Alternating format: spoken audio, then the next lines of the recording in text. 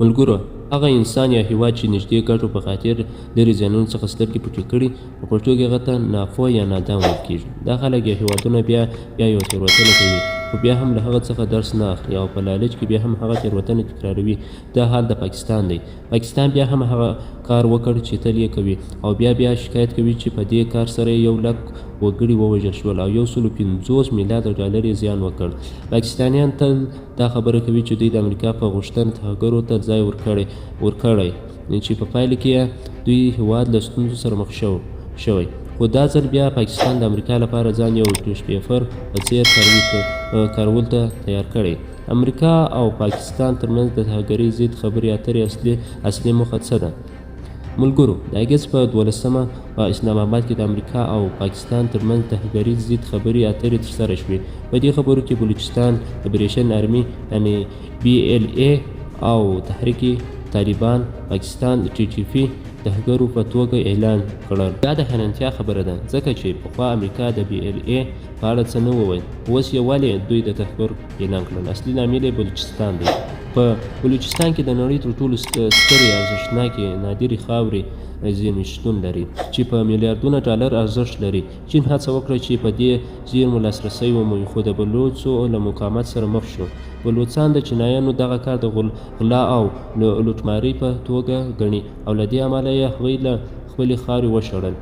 اوس امریکا غواړي چې په بلوچستان کې د دې زیرمو څخه ګټه واخلي. د دې کار لپاره یې د امریکا پر پاکستان فشار راوړل چې بلوچستان مقاومت مات کړي. امریکا په قصدن توګه BLA ترهګر سازمان اعلان کړ، ترڅو هغوی د ازادۍ غوښتنې مبارزه کمزورې کړي او پر دوی نړیوال بندیزونه ولګوي. د دې کار په بدل کې به امریکا پاکستان پوځ ته ډېرې پیسې ورکړي ترڅو د امریکایي شرکتونو امنیت وساتي. د پاکستان د غوښتنې او د اوبو د ستونزو تړاو په دې ټولو کې د پاکستان هڅه کوي چې د امریکا په مرسته خپل نړیوال موقف ته مشروعیت ورکړي. پاکستان په دې پوهیږي چې هند په وړاندې یوازې نشي درېدلی. همدې امله امریکا څخه غواړي چې پر هند فشار راوړي او د پاکستان وزیراعظم شهباز شریف چې پر هند یې د اوبو ستونزې په اړه ګواښ وکړ، د دې ګواښ هم د امریکا پام ځان ته راواړوه لپاره و. پاکستان په دې پوهیږي چې امریکا د دوی اوبو ستونزه حل کولی شي او په هند فشار راوړل شي او د پاکستان پوځ او سیاستوال د امریکې لپاره غلامان په څیر کار وکړي. دوی په دې خوشحاله دي چې امریکا دوی ته ویزې ورکوي، پیسې ورکوي او په بدل کې یې هغوی لپاره هر ډول کار کوي. دوی د خپلې خاورې پر ځمکه سودا کوي، لکه څنګه چې بلوچستان زیرمو په برخه کې کولې. پایله د پاکستان ناپوهي.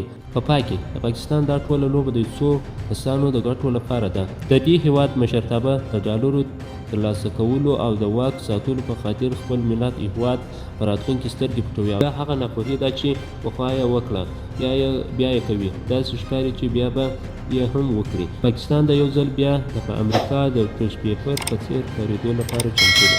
د معلوماتي او تاریخي ویډیوګانو لپاره همدا چینل سبسکرایب کړئ.